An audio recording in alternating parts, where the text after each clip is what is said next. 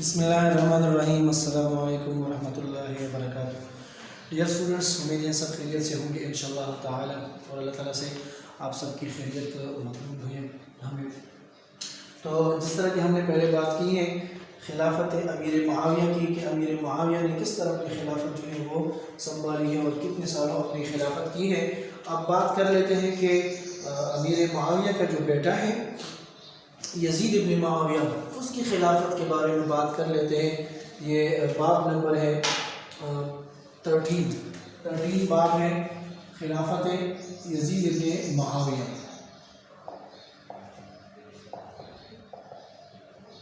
باب نمبر 13 ہے۔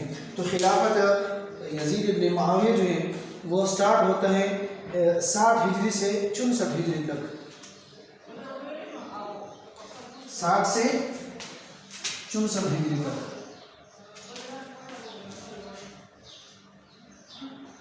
60 ہجری سے لے کر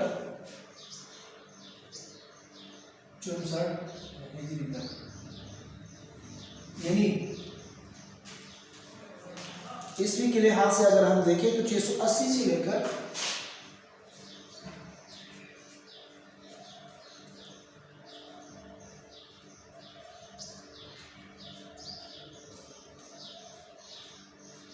683 عیسوی تک اس کی دور خلافت ہے۔ تو یہ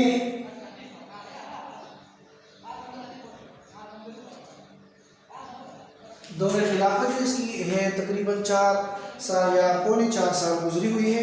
اب ان 4 سالوں میں اس نے کیا کیا ہے اور کیا اس طرح حالات اس میں آئے ہیں، تو اس پر بھی ہم نے دیکھنا ہوگا۔ لیکن سب سے پہلے بات کر لیتے ہیں یزید ابن معاویہ کی تعارف کے بارے میں، کہ اس کا تعارف کیا ہے۔ یزید اس کا نام ہے، یزید یہ امیر معاویہ کا بیٹا ہے۔ یزید تقریباً اپنی دور زندگی میں زیادہ تر رجحان اس کا جو تھا وہ شوقین جو تھا وہ یعنی اس کی جو پسندیدہ مشغلے یا دیگر چیزیں جو ہیں وہ لوفر وغیرہ کا، لوفر ٹائپ کا تھا، اور شعر و شاعری کا، دیگر مستیوں کا بہت زیادہ شوقین تھا۔ حضرت امیر معاویہ نے اس کے اوپر جو ہے بہت زیادہ مشقت اور تکلیفیں اس کے تعلیم و تربیت پر بہت زیادہ وہ کی ہیں، لیکن وہ اپنی تعلیم و تربیت کا صحیح حقدار نہ بنا۔ جس طرح کہ اس نے تربیت کی اور جس طرح حضرت امیر معاویہ نے اس پر بہت زیادہ محنت کیا ہے، اسی طرح یہ بندہ اس کا قابل نہ بن سکا۔ شعر و شاعری اس طرح دیگر امور جو معاشرے میں مختلف برائیوں کے اثرات انجام لیتے ہیں، تو اس کا یہ یزید ابن معاویہ جو ہے اس کی طرف زیادہ رجحان اس کا بڑھا۔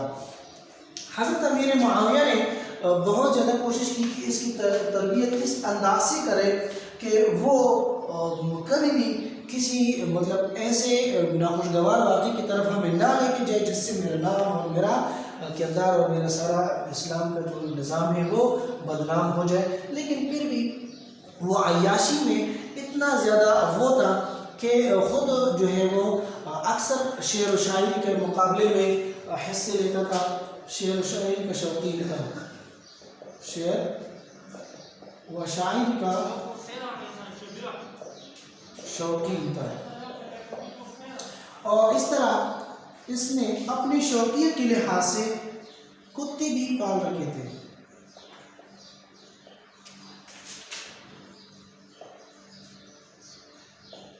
کتے بھی پال رکھے تھے، مختلف قسم کے کتے پال رکھے تھے، ان چیزوں کا بہت زیادہ شوقین تھا۔ اسی طرح یزید نے اپنے تقریباً 3 یا 3.5 سال کے دور میں جو بڑے کارنامے سر انجام دیے ہیں، تو اس میں سے مختلف کارنامے ہیں۔ اس میں سب سے بڑا اور اہم کارنامہ جو اس کے دور میں ہوا ہے وہ واقعہ کربلا ہے۔ واقعہ کربلا اس کے دور کا مشہور واقعہ ہے، اور مسلمانوں کی دل نشینی کا، مسلمانوں کے دلوں کو غمزدہ کرنے والا واقعہ اور مسلمانوں کی دل خراشی کا واقعہ جو ہے واقعہ کربلا اس کے دور میں ہوا ہے۔ اور پھر دوسرے سال مدینہ میں قتل عام ہے، دوسرا کارنامہ مدینہ میں قتل عام، جس کی ضد میں بہت سارے مسلمان، بہت سارے صحابہ بھی آئے، تو مدینہ میں قتل عام۔ اور تیسرا جو ہے تیسرے سال مکہ کا محاصرہ، تیسرے سال مکہ کا محاصرہ۔ لیکن یہ خود مطلب مسلمانوں کی ریاست کا مسلمان سائنسدان، مسلمان خلافت، مسلمان سلطان، مسلمان بادشاہ ہے، مسلمانوں کا اپنے آپ کو امیر المومنین کہلانے والا، لیکن آپ دیکھیں تینوں واقعے اس کے ایسے ہیں، تینوں کارنامے اس کے ایسے ہیں جو اس کی مسلمان ہونے کی مطلب وہ کرتے ہیں، بدنامی کی طرف لے کے جانے والے ہیں۔ کہ واقعہ کربلا کا اگر ہم اسٹڈی کر لیں تو اس سے ظلم اور بربریت کا ہمیں سبق ملتا ہے۔ اور مدینہ میں قتل عام خود مسلمان ہیں اور دیگر بھی مسلمانوں کی طرف قتل عام کے بارے میں بات ہو رہی ہے۔ مکہ کا محاصرہ بھی آپ دیکھیں، مکہ مکرمہ حرمین شریفین ہے اور وہاں پہ شعائر اللہ موجود ہے، اور پھر سارے مسلمان ہی ہیں، صحابہ بھی ہیں، اور ان کا بھی آپ محاصرہ کر رہے ہیں۔ تو یہ ان کی دور جو ہے وہ بربریت سے، ظلم سے، ستم سے، اور اسی طرح بہت انتہا سے اور انتہائیت جو ہے اس میں وہ کی ہے۔ اپنے والد کا نام جو ہے وہ بدنام کر رکھا تھا۔ تقریباً 3 ساڑھے 3 سال یا 4 سال اس نے جو بادشاہت کی ہے، تو اس بادشاہت اور خلافت میں اس نے اچائی بہت کم کی ہے، لیکن برائیوں کی طرف زیادہ اس کا رجحان تھا۔ اچھا، اس کے بعد بات کر لیتے ہیں کہ واقعہ کربلا، واقعہ کربلا دراصل جو ہوا ہے وہ اس بات سے شروع ہوئی ہے کہ حضرت امیر معاویہ نے اپنی زندگی میں، اپنی موجودگی میں یزید کی نامزدگی کی تھی، جس کا بیسک اور بنیاد اسی واقعہ کا جو بنا ہے وہ یہی ہے کہ حضرت امیر معاویہ نے اپنے بیٹی کی نامزدگی کیوں کی۔ حالانکہ حضرت امیر معاویہ کے ساتھ ہم نے بات کی تھی کہ اس کے ساتھ بہت سارے صحابہ بشمول حضرت حسین، حضرت حسن، سب نے ان کے ساتھ کیا کی ہے، بیعت کی ہے، اس کی بادشاہت اور اس کی خلافت کو تو مانا ہے، لیکن یزید کی خلافت کے سب مخالف تھے، یزید کی تخت نشینی، یزید کی ولی عہدی کے سب مخالف تھے۔ تو واقعہ کربلا کا جو پہلا سبب ہے وہ یزید کی نامزدگی ہے، یزید کی نامزدگی۔ یعنی حضرت امیر معاویہ نے اپنی زندگی ہی میں یزید کو نامزد کر دیا کہ آپ میرے بعد خلیفہ ہوں گے، یعنی میرا بیٹا میرے بعد خلیفہ ہوگا۔ تو اسی طرح بہت سارے مشکلات پیدا ہو گئے یزید کی نامزدگی کے بارے میں۔ حضرت امام حسین، حضرت عبداللہ بن زبیر، حضرت عبداللہ بن عباس، عبداللہ بن عمر، عبدالرحمن بن ابی بکر، ان سب نے صاف انکار کیا تھا کہ ہم یزید کو جو ہے نہیں مانتے۔ لیکن اس میں عبدالرحمن بن ابی بکر جو ہے پھر فوت ہوا بعد میں، اور عبداللہ بن عمر اور عبداللہ بن عباس نے اس کے بعد بیعت کر لی، اور اسی طرح امام حسین اور حضرت عبداللہ بن زبیر باقی تھے۔ یزید کو ان دونوں سے بہت زیادہ سخت خطرہ تھا۔ اس نے حاکم مدینہ ولید بن عقبہ کو خط لکھا کہ ان دونوں سے زبردستی بیعت لی جائے۔ ولید نے مروان سے مشورہ کیا، مروان نے امام حسین اور اس طرح ان اور لوگوں سے بیعت لینے میں جلدی کرنے کا مشورہ کر دیا کہ آپ جلدی سے وہ کر لیں۔ لیکن اب بات یہاں سے شروع ہوتی ہے کہ حضرت امام حسین یہاں منکر ہے، وہ یزید جو ہے وہ اپنی بیعت کو جو ہے وہ جلدی نپٹانا چاہتے ہیں، بیعت کو جو ہے جلدی کرنا چاہتے ہیں، لیکن امام حسین یہاں پہ اس کی انکار کر رہے ہیں۔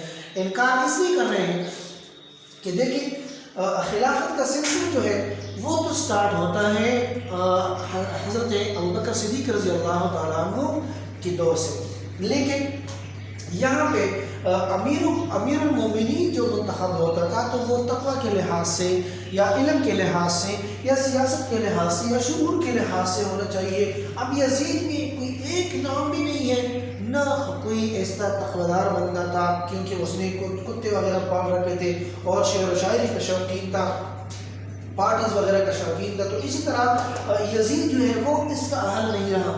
دوسری بات جو وہاں پہ بتائی جاتی ہے، کوئی سیاسی بیک گراؤنڈ یا سیاست میں جو مہارت رکھنے والا ہو، بادشاہ کو چلانے والا ہو، تو اس کو چاہیے۔ یزید میں وہ بھی نہیں تھا، وہ اوصاف بھی نہیں تھے، اسی لیے امام حسین نے ان کی کیا کر دی؟ مخالفت کر دی۔ اب مخالفت کے سلسلے میں ہم نے پہلے بات کی تھی کہ امیر معاویہ نے اپنا دارالخلافہ جو ہے وہ کوفہ کی طرف منتقل کر رکھا تھا، اب کوفی کی طرف جو ہے وہ یعنی دمشق مقرر کیا تھا، اب کوفی کی طرف وہ پھر بعد میں واپس جانا چاہتے ہیں۔ کوفہ والوں نے حضرت حسین کی طرف خط لکھا کہ آپ یہاں آ جائیں اور ہم آپ کے ساتھ اس بادشاہ کے خلاف یعنی یزید کے خلاف بغاوت کریں گے، بغاوت کے سلسلے میں یہاں پر آئیں گے۔ تو یہاں پہ عبداللہ بن سبا نے بہت وہ دغلہ پن کا رول ادا کیا ہے، اور دغلے پن کے لحاظ سے وہ عبداللہ بن سبا مشہور بندہ تھا، اس نے بہت بڑا رول ادا کیا، اور اس نے اپنے بھتیجے شمر کو بھی یہی بات کی ہے کہ اگر اس طرح بات آ گئی تو آپ نے مسلمانوں کے اندر جو ہے ٹوٹ ڈالنی ہے، مسلمانوں کے اندر اختلافات پیدا کرنے ہیں۔ یزید نے حضرت امیر حسین رضی اللہ عنہ کی طرف بھی وہ کر دیا کہ آپ کسی بھی حال میں بیعت جو ہے وہ کر لیں، لیکن حضرت حسین نے انکار کر دیا۔ اب حضرت حسین، امام حسین کی طرف جو ہے بہت سارے لوگ خطوط بھیج رہے ہیں کہ آپ کوفہ کی طرف آ جائیں۔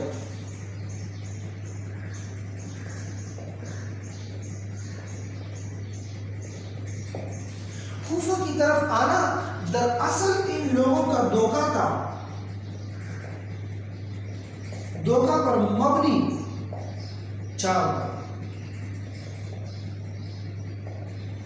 دھوکہ پر مبنی چال تھا، کیونکہ کوفہ کی طرف یہ کوفہ والے جو تھے وہ عبداللہ بن سبا کا قوم تھا، عبداللہ بن سبا جو ہے حب علی کے نام سے جو قوم تھا، تو انہوں نے یہ وہ کیا ہے کہ ہم کسی بھی حال میں اس کو کوفہ کی طرف لے کے آئیں تو کوفہ سے ہم یہاں پہ اب مسلمانوں کے درمیان جو ہے اختلاف بھی آسانی سے پیدا کر سکیں گے، اور حضرت امام حسین کو ہم بھڑکا سکتے ہیں یہاں پہ۔ تو امام حسین کو بھڑکانے کے لیے یہاں پہ بلایا ہے، جو دراصل دھوکہ پر مبنی ایک چال تھا، منصوبہ تھا پری پلان۔ تو وہ نے عبداللہ بن سبا نے اپنے بھتیجے شمر کو بھی یہ ہدایت جاری کی تھی کہ آپ کسی بھی حال میں امام حسین کو یزید کی امام حسین جو ہے اس کی یزید کے ساتھ وہ کسی بھی حال میں بیعت نہ کریں، امام حسین جو ہے وہ کسی بھی حال میں یزید کے ہاتھ بیعت نہ کرے، تاکہ دونوں کے درمیان اختلافات بڑھ جائے، اور اختلافات کا ثمرہ نتیجہ یہ ہوگا کہ مسلمان تفرقے کا، مسلمان جدائی کا، اور مسلمان ایک دوسرے کے ساتھ دشمنی کے شکار ہوں گے۔ تو امام حسین کوفہ کی طرف چل پڑے اور کوفہ کی طرف روا دوا ہو گئے اپنے اہل و عیال کے ساتھ، سارے لوگوں کے ساتھ۔ اب عبداللہ بن زبیر نے بھی اس کو بتا دیا کہ آپ نہ چلے جائیں، مکہ میں ہی رہیں، لیکن اس نے بات نہیں مانی، اور عبداللہ بن عباس نے بھی اس کو بتا دیا، عبداللہ بن مسعود نے بھی اس کو بتا دیا، لیکن پھر بھی اس نے جو وہ کیا تھا، امام حسین رضی اللہ عنہ نے اس بات پہ زیادہ وہ تاکید کی تھی، فوکس کی تھی کہ میں مسلمانوں کے حق کے لیے لڑوں گا۔ تو مسلمانوں کے حق کے لیے وہ اٹھ کھڑا ہوا تھا، اسی وجہ سے وہ ان کی شکار اور ان کی جال میں واپس میں آ گیا ہے۔ اچھا، اب اس میں واقعات اس طرح ہو گئی، واقعات اس طرح آئی کہ امام حسین رضی اللہ عنہ کو جب اطلاع ملی تو آپ اہل عیال سمیت مکہ کی طرف روانہ ہو گئے۔ عزیز و اقارب، دوستوں، رشتہ داروں نے سب نے منع کیا، لیکن آپ نے مصمم ارادہ فرمایا تھا، اپنے مصمم ارادے کی وجہ سے اموی سلطنت کا کوئی اموی سلطنت جو ہے وہ اس کو مطلب ہٹانا چاہتے تھے، اور یہاں پہ سارا بول بالا جو ہے وہ اموی سلطنت کا سلسلہ شروع ہو چکا تھا، اسی وجہ سے امام حسین جو ہے وہ یہاں پہ چل پڑے۔ اب یہ آتے ہیں مدینہ یعنی کوفہ کی طرف تو چلے آئے ہیں، لیکن راستے میں ایک جگہ آتا ہے جس کا نام ہے کربلا۔ اب کربلا کے مقام پر جب پہنچے تو جس طرح کہ شمر نے اپنے بھتیجے یزید عبداللہ بن سبا نے اپنے بھتیجے شمر کو بتایا تھا کہ آپ کسی بھی حال میں دونوں کو اکٹھا نہ کریں، تو کربلا کے میدان میں شمر نے ان کو روکا۔ شمر فوجی جرنیل تھا، اور انہوں نے ان کو روکا کہ آپ یہاں رک جائیں اور آگے نہیں جا سکتے۔ حضرت امام حسین نے دیکھا کہ کوئی نہ کوئی راستہ جو ہے ہم اپنا لیں، تو مصالحت کی طرف انہوں نے ہاتھ بڑھائے کہ مصالحت کی جائے، تو ان کے لیے کچھ شرائط رکھی جائے۔ آپ نے 3 شرائط پیش کی، امام حسین نے 3 شرائط پیش کی۔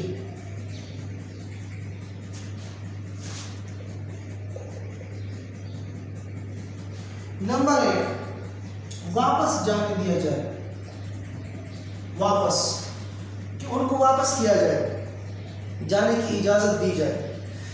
دوسرا، یزید سے براہ راست بات کی جائے۔ تیسرا، کسی محاذ پر غیر مسلموں کے ساتھ لڑنے کے لیے بھیج دیا جائے۔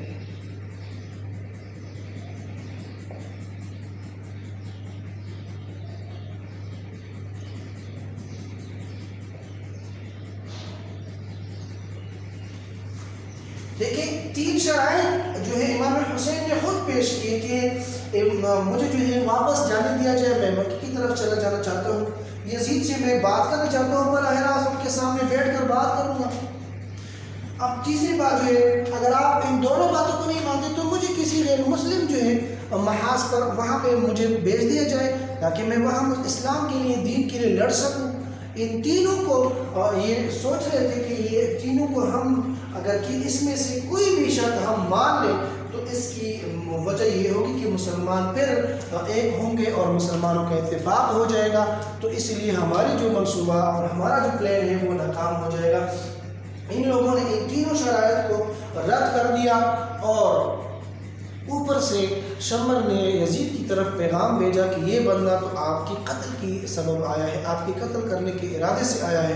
تو یزید نے بھی حکم جاری کر دیا کہ آپ نے امام حسین کو میرے طرف لانا ہے کسی بھی حال میں۔ دیکھیں یہاں پہ بڑی غلط فہمی ان لوگوں کی وجہ سے ہوئی ہے، کسی بھی حال میں مطلب امام حسین رضی اللہ عنہ کو میرے طرف لے آئے، کیونکہ میرے باپ نے مجھے وصیت کی تھی کہ یزید آپ نے اس بات میں بھی آپ نے دیکھنا ہوگا، آپ نے سوچنا ہوگا کہ امام حسین اور امام حسن کی بات جب آ جائے تو آپ نے سوچنا ہوگا کہ یہ ہمارے بہت قریبی لوگ ہیں اور نواسے رسول ہیں، آپ نے اس کے بارے میں بہت احتیاط سے قدم اٹھانا ہوگا۔ تو یزید نے ان کی آنے کی بات کی ہے اور شمر میں جو ہے وہاں پہ ان کے اوپر سختیاں، پریشانیاں، سب سے پہلے پانی کا بند کرنا، خوراک کا بند کرنا، پھر اس کو قتل کرنا۔ پھر قتل کرنے کے بعد جب وہ اس کی لاش یا اس کی جو سر مبارک تھی وہ کٹا ہوا لے کر آئے تو یزید نے اس سے کہا تھا کہ میں نے تو آپ کو بتا دیا تھا کہ ان کو لے کر آؤ تاکہ ہم یہاں پہ بات چیت کر لیں۔ تو شمر نے کہا کہ آپ نے تو کہا تھا کہ اس کو لے کر آؤ کسی بھی حال میں، تو کسی بھی حال میں وہ تو آنے والا نہیں تھا اور یہاں پہ اس کا اثر جو ہے ہم نے پیش کر دیا۔